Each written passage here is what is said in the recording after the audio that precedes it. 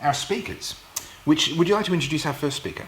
Yes, I would love to. So we are very, very honoured to have Alexandra Hudson speaking, and she is an award-winning writer, political commentator, and just overall freedom-loving extraordinaire. She makes up one of three of our panel, and could you tell us about the other two? We also have Roy Spence, a successful business owner and someone who believes in running a business with a conscience, as well as Alexander McCobbin, who is the CEO of Conscious Capitalism. Now, both Roy and Alexander subscribe to this philosophy, as well as this organisation called Conscious Capitalism, which is what we're going to be hearing all about. Now, Alexander McCobbin, though, was also one of the co-founders of Students for Liberty, and I know we have a lot of students watching right now who are members of Students for Liberty in various parts around the world, and it's wonderful to be able to have him here with us to be able to participate in this discussion.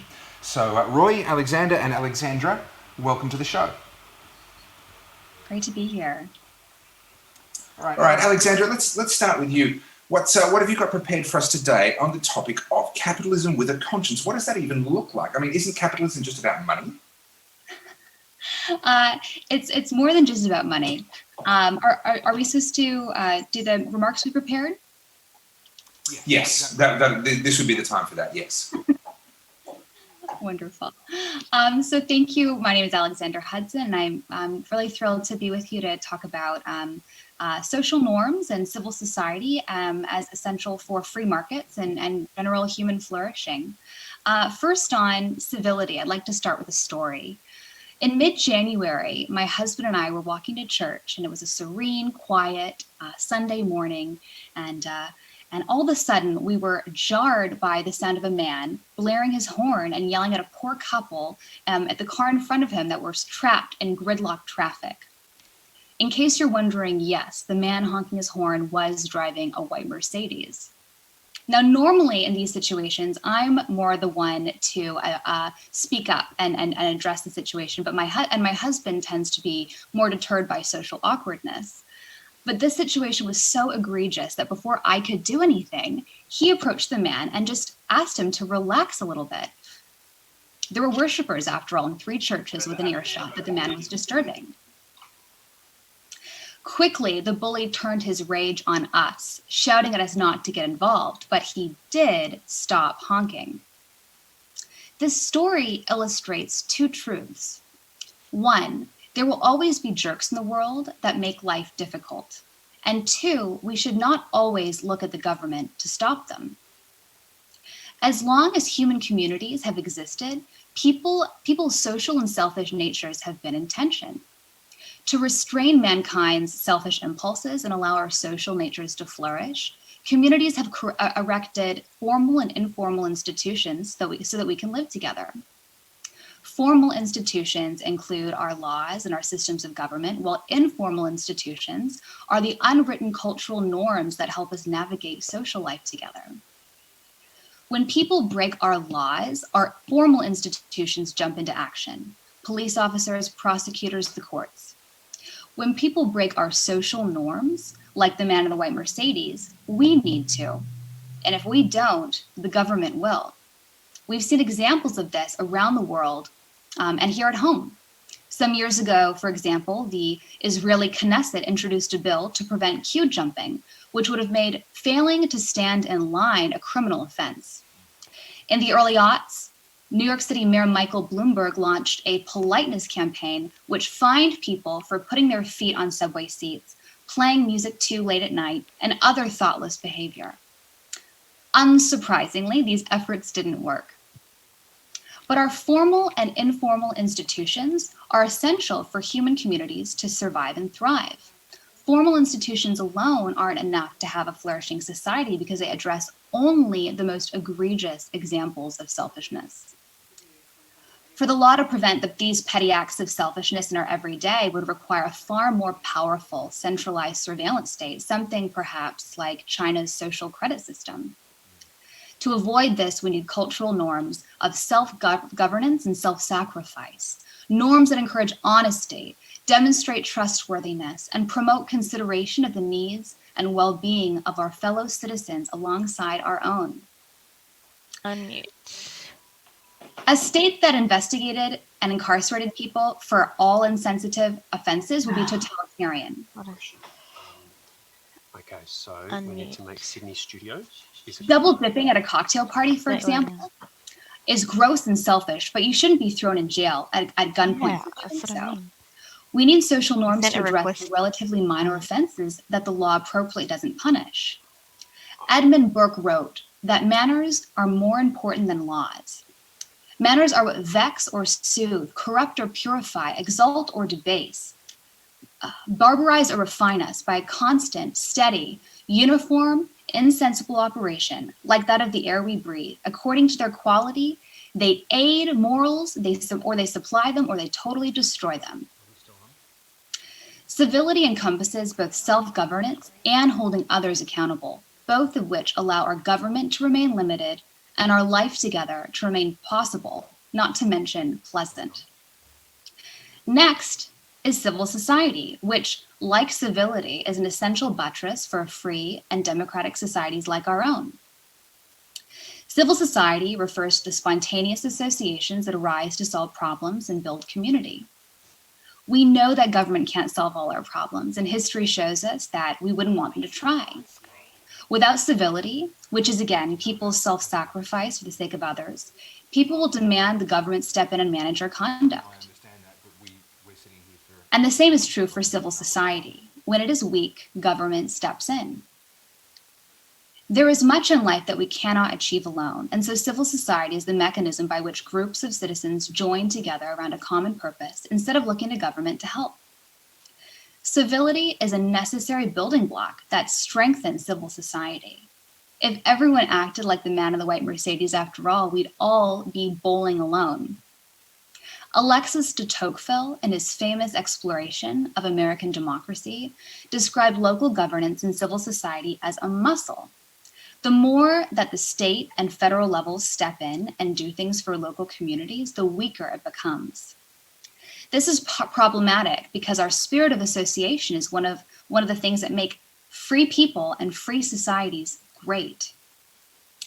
In recent years, a number of researchers, writers, and commentators have stated and perpetuated a monolithic narrative of social, cultural, and civic declinism. We're not bowling together anymore, they say, and America and other democratic nations are in trouble. Many took this idea, originally made famous by Harvard researcher Robert Putnam, as the gospel truth when he wrote about it 20 years ago, and have been repeating it and reiterating it ever since. You might look around the state of your body politic and feel the same way. Populism, partisan brinksmanship, it all gives the impression that we are in a pretty bleak moment. But the reality is a lot more nuanced and hopeful than we might think. I've spent the last 2 years studying, writing about, and researching bright spots of American civic health and vibrancy across America and the world.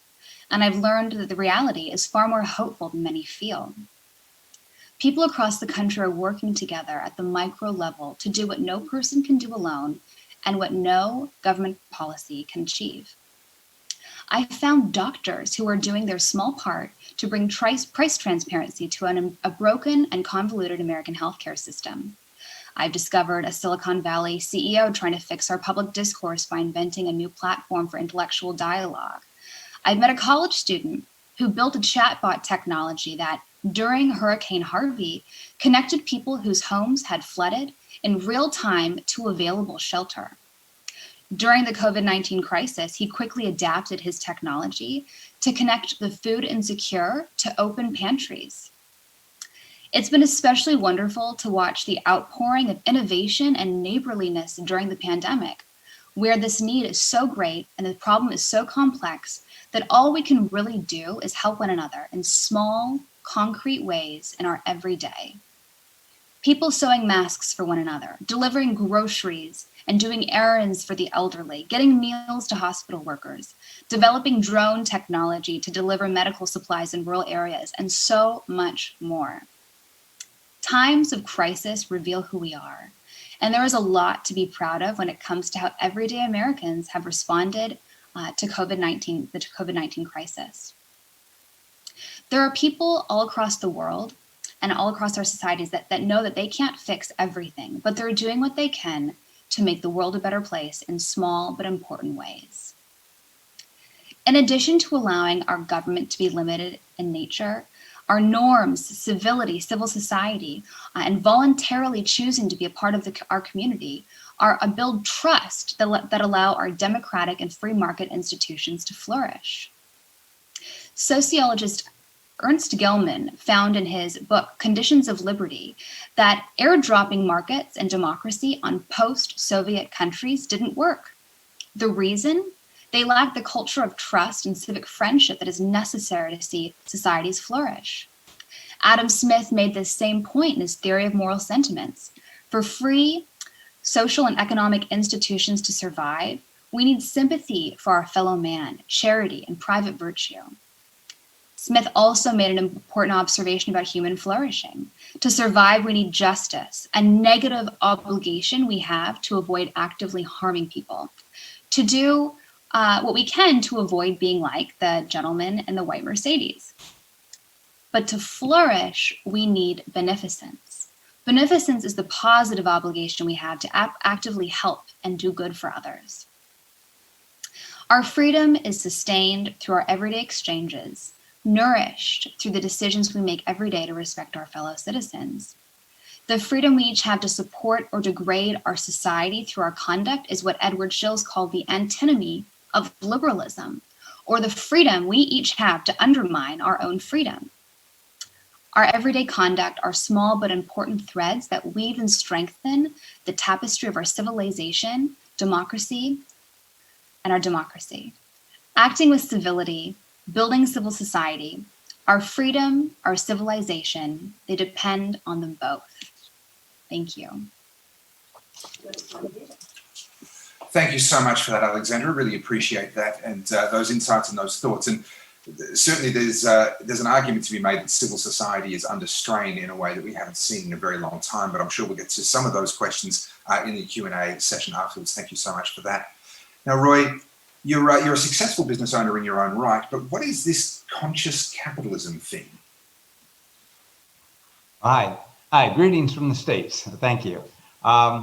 Yeah, I'd like to talk about, this is such a great time and a venue to talk about conscious capitalism. In this time of COVID, when governments are stepping up to save us all while crushing our economy. Thank you. When progressives and socialists are laying the blame for world poverty, environmental catastrophes, and social inequities squarely on the doorstep of businesses. And our young people are fed up with toxicity and soullessness of much of the corporate world. There's no better time to talk about real solutions.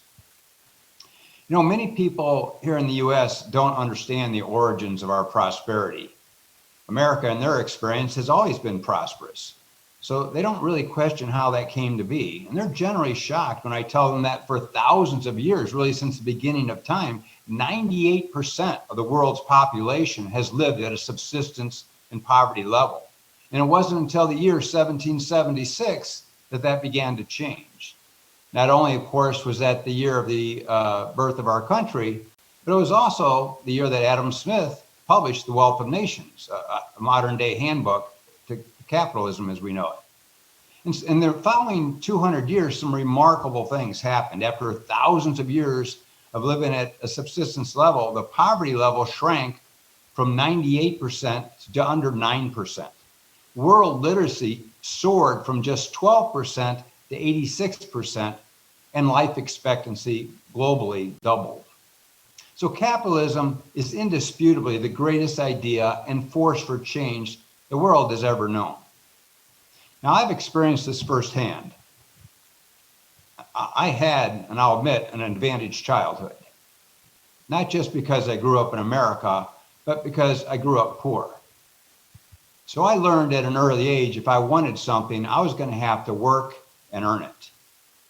So I'd be gathering recycled soda bottles along the side of the highway, or selling greeting cards or seeds door to door to my neighbors. I had numerous paper routes. Eventually I saved up and bought a secondhand lawnmower and started a business that way. So again, that's just how I scrapped through my life, my youth, and continued working like that through high school, and I earned my way through college and got a degree. After graduation, I went to work for a contracting firm that repaired leaky basements. Now, for those of you down under you may not be familiar with basements. That's a thing in America. We actually dig holes underneath our house to store things that we'll probably never use and have a place to watch our football games on the telly. But in any case, I was working for this firm and I quickly learned that it really wasn't an ethical company. It misled its customers, didn't stand behind their work. And I wasn't brought up that way. So I quit and I went to work for another waterproofing company. And I soon turned out that they too weren't ethical. In fact, as I surveyed the industry, no one was really doing quality ethical work. So I saw an opportunity. I had the princely sum of $1,700 in the bank, had a wife and a baby and a one-bedroom apartment and an F-150 pickup truck. But I put an ad in the paper, well, waterproof for food or essence, words to that essence. And that was the launch of my company. So today I'm very happy to say my company has grown from the world's smallest waterproofing company to one of the largest with over 100 trucks and over 215 employees. Most importantly, however, I've helped change the industry. The bad players were either forced out of business or forced to change the way they did their unethical practices. So this was really a triumph for conscious capitalism. So capitalism is all about opportunity. However, there are plenty of companies and individuals who approach it as opportunists. For them, it's about how they can prey on the unwary public, using unfair advertising, marketing techniques, sometimes outright fraud and deceit. We've all witnessed it in our communities and on the global scene where criminal scandals, market failures, environmental disasters, there are no shortages of the shortcomings and excesses of traditional capitalism. Recent surveys in the US have shown that over 40% of our young people actually think more favorably of socialism than they do capitalism. Now, I'm sure you're aware these young people haven't had to deal with socialism up close and personal as the poor souls in Venezuela are doing right now. But nevertheless, what they've seen of capitalism, they don't like. They've seen their parents hang on to jobs for years, the jobs that they didn't really like, just so they could get a pension, only sometimes to see that pension snatched away before they could collect it. They've seen corporations buy, sell, and downsize and lay off thousands of workers just so shareholders could get a higher return on their investment. It's little wonder our young people are disheartened. Study after study in the US has shown, and which isn't much better than most of the industrialized world, that less than 1/3 of the workforce feels engaged. In other words, they feel their work is important and they are appreciated. About half the workforce is disengaged and they're just slogging through to get a paycheck, which leaves nearly 20% of employees that, yes, are working against the company. So what's the answer to this dilemma? How can we harness the immense power of capitalism and make sure that it's used for good and not evil? Well, I believe there is an answer, and it's conscious capitalism. Conscious capitalism is the belief and practice of conducting our businesses for profit and for purpose. Conscious capitalism believes that decisions can and must be made for the benefit of all stakeholders, not just shareholders. Stakeholders include your employees, your vendors, your community, your environment, as well as the shareholders. Conscious capitalists believe that a company should exist for a higher purpose, a noble purpose, not just making money or to perpetuate itself. We believe organizations should have a healthy culture, a culture that treats employees, clients, and vendors with respect, that an employer has a responsibility to nurture and care for its employees as if they were its most valuable resource, because they are. Now, intuitively, one might think that, wow, running your business with a noble purpose and making decisions for the benefits of all shareholders, or stakeholders rather, and giving back to the community, that must wreak havoc on the bottom line of a company. To the contrary, business that practice the principles of conscious capitalism actually financially outperform ones that don't. Raj Sisodia published a book called Firms of Endearment, where they did a study over a 15-year period of over 20 companies that practice these conscious principles. And these companies outperform the Dow Jones average by a multiple of 9. So by operating consciously, they gain a substantial financial edge over their competitors.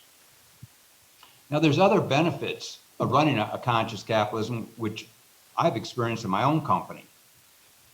In today's shrinking labor market, millennials, as well as many mature people who are seeking a higher level of purpose and self-actualization, will actually gravitate towards firms that operate with a higher purpose. And they will give you a discount to work for those companies. And this is a shrinking labor force, and the war for talent is real. And so by operating a conscious business, you're going to have a big advantage. You're going to have a more engaged and inspired workforce. You're going to have highly loyal and trusting customers. You're going to have committed, profitable suppliers. And you're going to exist in a thriving community and in a healthy environment. So conscious capitalism is a concept that's been around as long as capitalism. It's just how many of us choose to run our businesses. Since 2009, however, a formal organization has been established that allows practitioners to join together, encourage, learn from one another, and share best practices. Alexander McColvin, who's going to speak next, can talk about the great strides this organization, Conscious Capitalism, is making. So I believe in conscious capitalism. I believe that only conscious businesses operating in a free environment can bring about the social and economic changes that our world needs and craves. Recently, I heard someone say that capitalism is like a twin-engine plane that since its advent has really only been running on one engine. Now, I don't know about you, but that's not a plane I want to fly on, okay?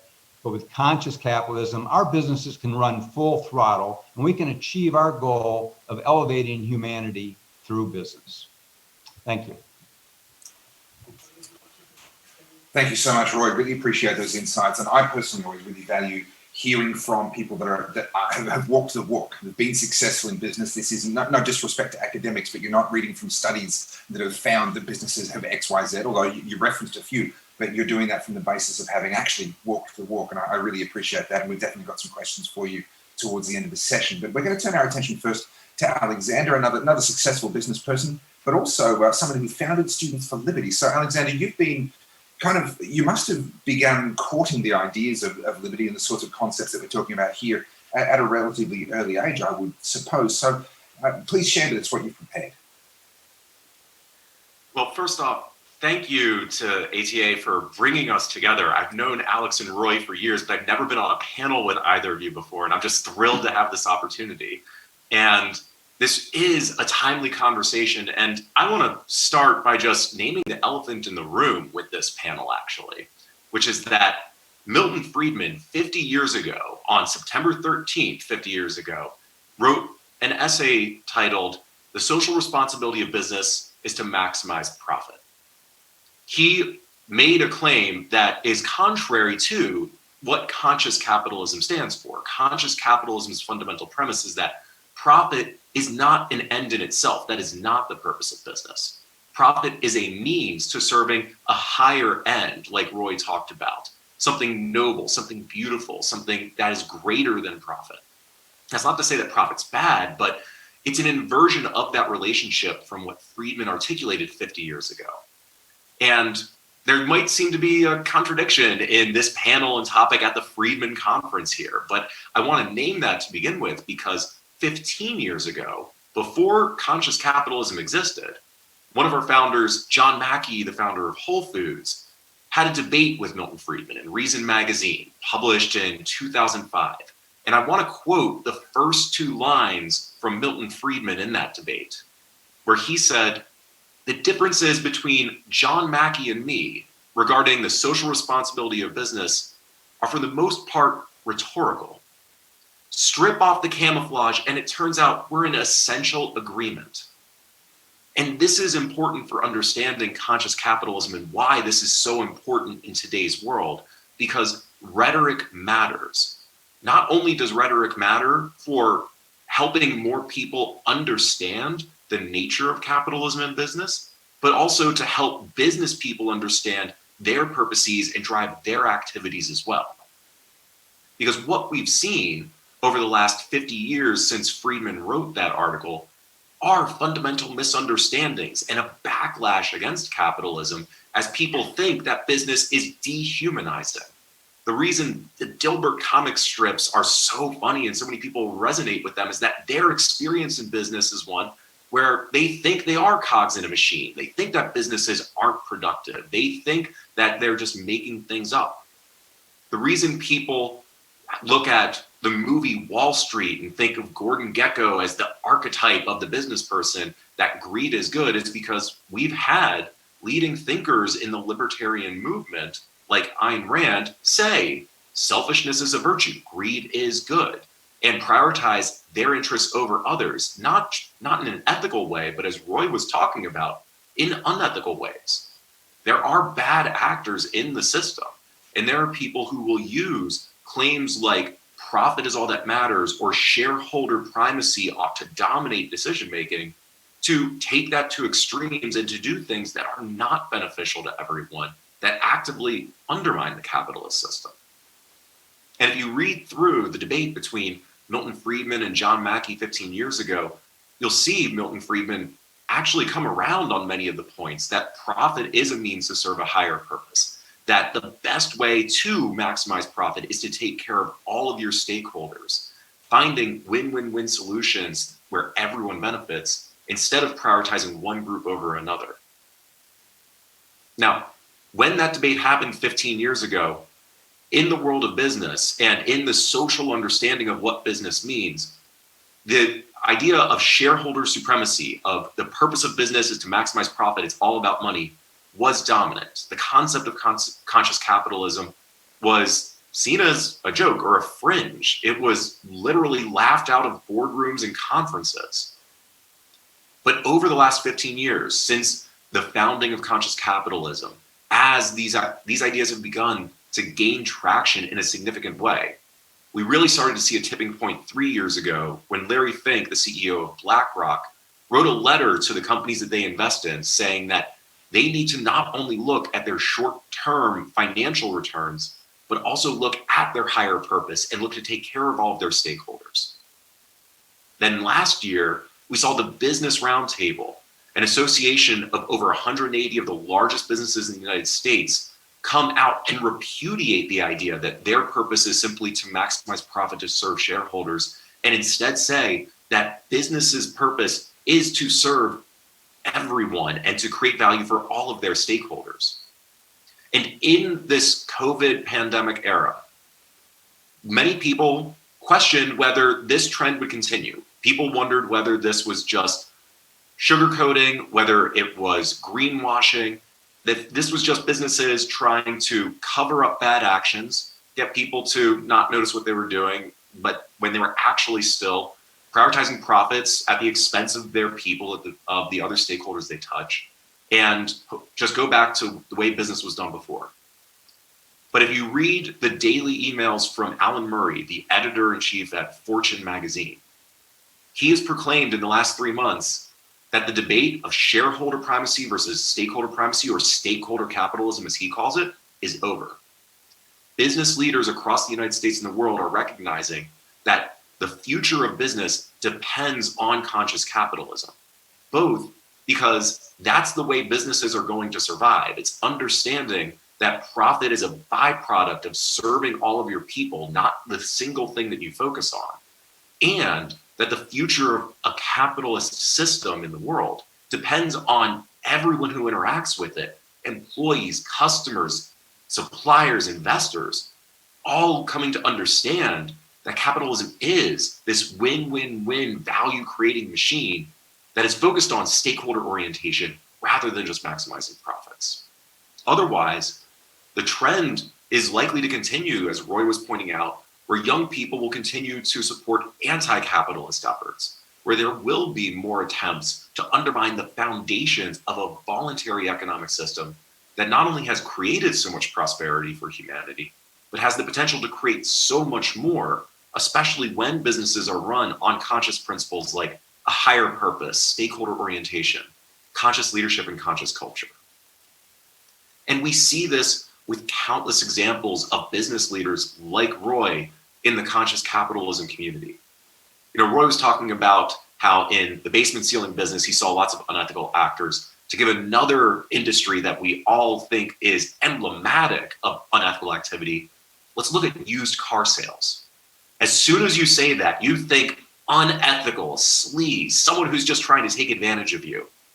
And there's a company based out of Dallas, Texas that was called Drivers Select up until 2 years ago when it was rebranded. That, when it was founded, was a traditional used car sales company. It was trying to just move as much product as possible. It was driving people in 80-hour work weeks to the bone. It was even taking their CEO, Steve Hall, down to the lowest level, and he knew it was unsustainable. He was burning out. His people were burning out. Customers weren't coming back. And he wanted to do something different. When he discovered the conscious capitalism movement and began to infuse a purpose of creating joy for everyone that a used car company touches, he not only saw his employees' happiness improve, he started to see customers repeat their business. He saw his company grow 4x in a matter of years, and ultimately able to sell the company at a great profit and opportunity for everyone involved. And you have to think, if a used car sales company can be a conscious company, this can happen in any industry. This can happen for a business of any size, from a startup to a Fortune 500 company. And as we have more positive examples of the human beings that are a part of business, and as they create positive impacts on everyone that they touch, that has a ripple effect to show more people that business not only has the potential, but actively is creating value in their lives. So my key message to everyone here is to really think about the arguments and the stories you tell to explain what capitalism means, both to substantively understand it correctly and to help more people understand what it is as well. Selfishness as a virtue is not something that people are going to support, and it's wrong. Maximizing profit at the expense of the stakeholders and the people that a business touches, or using them as a means to maximize profit, is not something that people support. And it's a misunderstanding of business. It's an over-economization of what actual business people are doing, which is a whole other subject I'm happy to get into if we want to in Q&A. But really think about how to convey the way that capitalism and individual businesses can help everyone that they touch, can create progress for humanity and make lives better. Because that's what business and capitalism actually does. And we haven't communicated that nearly enough, either to business people themselves or to the world at large, until the conscious capitalism movement and the momentum that's been gaining lately and the opportunity for us to create a conscious capitalist future. Thank you so much for that discussion. That was really fascinating to listen to. We're now going to jump into some questions from the audience listening. Alexandra, first up for you, we've had two similar questions from Michaela and Chris Bird asking a similar thing, which is, what role do you think technology has played in changing civil society? And are you optimistic or pessimistic going into the future on the impact that technology will have on civil society? It's a great question. There's no question that technology has changed the landscape of our society, civil discourse and civil society. It's not only made it easier to offend and be offended. I mean, all of a sudden, one person's tweet is all around the world in 1 second, as opposed to it being localized 20 years ago when no one had smartphones and no one was on Twitter. So it definitely has been able to amplify a lot of the negativity that is kind of embedded in our culture and has always been there, I think. But it's also amplified really, really good things and good causes. We see using technology, new platforms like Patreon or GoFundMe, some of these incredible new technological resources that allow people to have startups, or what's it called, Kickstarter, and people that are able to support causes and individuals that they support or admire in small ways. And so I do believe technology is a tool that certainly can be used for ill, but we've also seen, and I hope we'll continue to see, technology used to bolster both creators and innovators at the local level, as we have already seen. Fantastic, thank you. Roy and Alexandra, I have a question that's, I guess, to both of you. And it's come through in a few different forms from a few different people. But fundamentally, if someone's running a business and wants to move towards this conscious capitalism type of approach, what can they do that doesn't just end up being that tokenistic? We've all seen these companies that have their vision statement that sounds oh so very lovely, but doesn't actually really mean anything on the ground. It's very easy to write that kind of esoteric nonsense. It's a lot harder to really change a culture and really make a meaningful change in what your business really is, which is what we're talking about. So how would a business owner even approach that problem? Whichever of you wants to start, go for it. Well, you've actually done this, so I encourage you to start.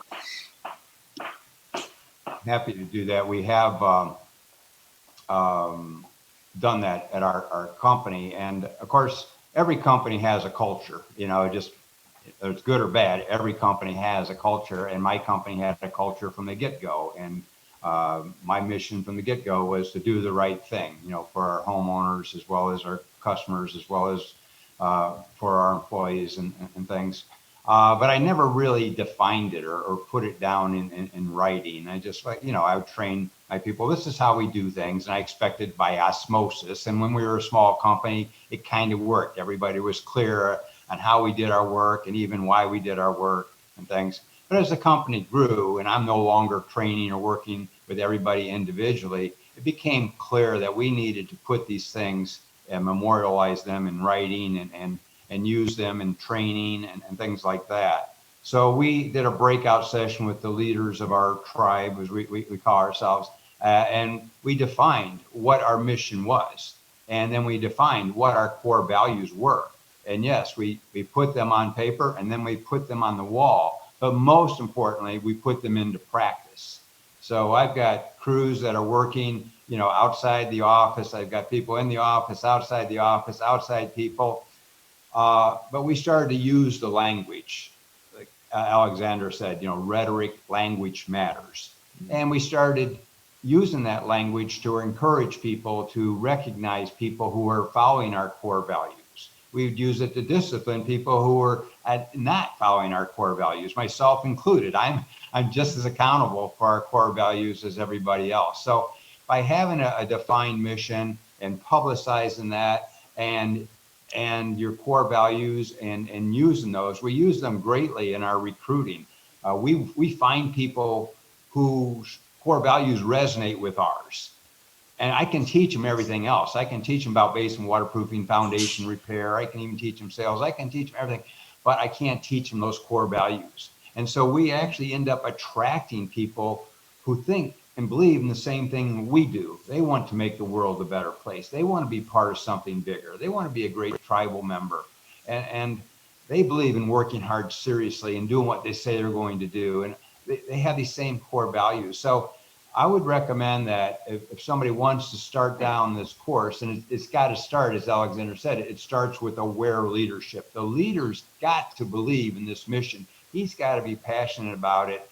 And then and only then can it thrive or survive or even thrive in an organization. And then you have to work on it daily and get people bought into it. And eventually, like I say, there's people who will opt out and say, well, this is not for me. That's totally good. But you will attract people that do. And I'm very proud of my tribe. I'm so happy. We've gone through some very difficult times, but we do it together. And it makes it so much more palatable. And we're such a stronger company because of that. I really appreciate that point you made at the end. I recall reading many years ago Ricardo Semler's book, Maverick, where he talks about the transformation of his business, Semco, in Brazil. And he talked about the fact that, yes, most of his team came on the journey with him, but there were a few people who found that they were no longer compatible with the new company and what that stood for. And sometimes moving on does mean letting go of a few things along the way. Alexander, I want to throw, I guess, a similar question in essence that people have been asking, but this time more on the civil society side of things. And if you're not happy with the civil discourse in your area, the civil discourse that you find yourself amongst, what are some of the practical steps that an ordinary person, someone who doesn't have an unusual amount of leverage or influence, might be able to take to actually start to improve the quality of that discourse? So this is... Sorry, go ahead. Sorry, which Alex were you referring to? They were misheard. Sorry, I was directing that to Alexandra, but I'm more than happy for both of you to answer. Alexandra, do you want to start? And then if Alexander, you've got a comment, I'll be very happy to hear it. Yes, happy to. It's one of the best things about our digital era where we're so connected. It's that it's easy. You're not limited by the people that you work with and that you go to school with and that live in your immediate vicinity. And it's easier to just find people with shared interests and not while we're in a pandemic, but to meet up and have a conversation.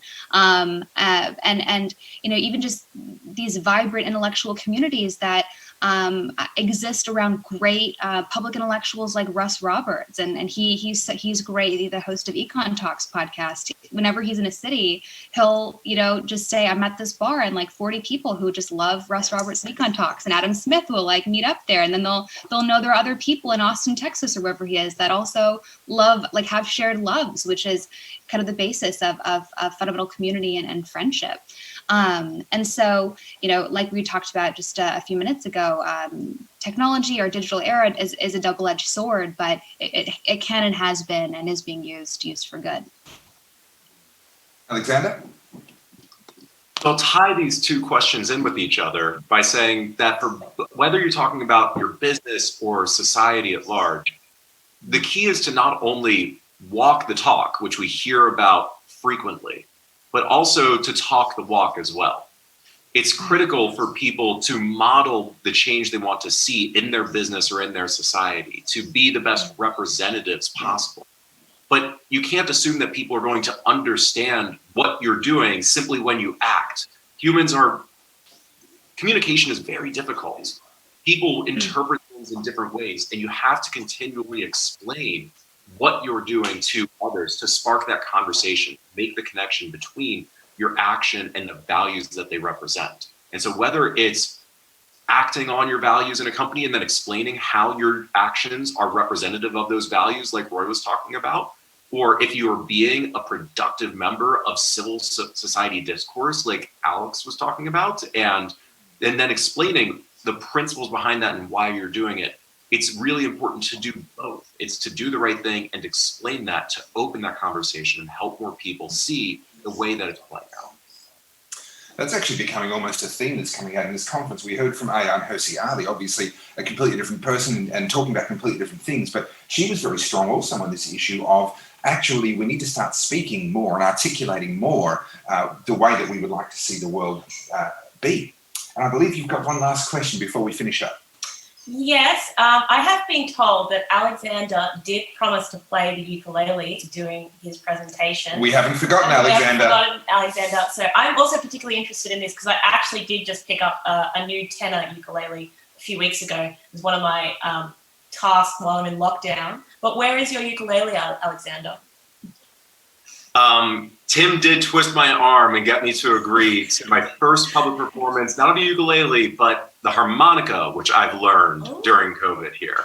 So I apologize to everyone up front for Tim insisting on this. Yes, Roy, you've got the right idea, but let's see how we do.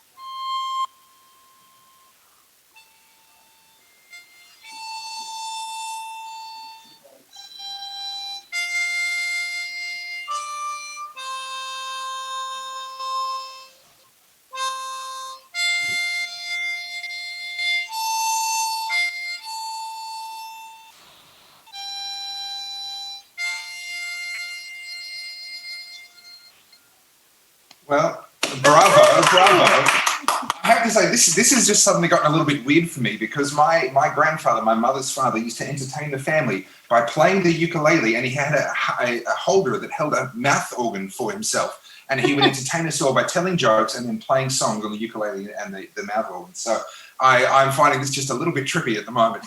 But thank you so much to all three of you. We really appreciate your time, the effort that you've put into everything you've said today, and all that you're doing to try and make the world a better place and to try and deliver a little bit more freedom for all of us and a better form of capitalism, a conscious capitalism as well, and a better civil discourse. We really appreciate your time, and we really appreciate you being a part of the 24 Hours of Liberty. Thank you so much for being here.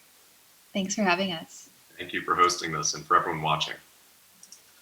Great No problem. It is absolutely our pleasure.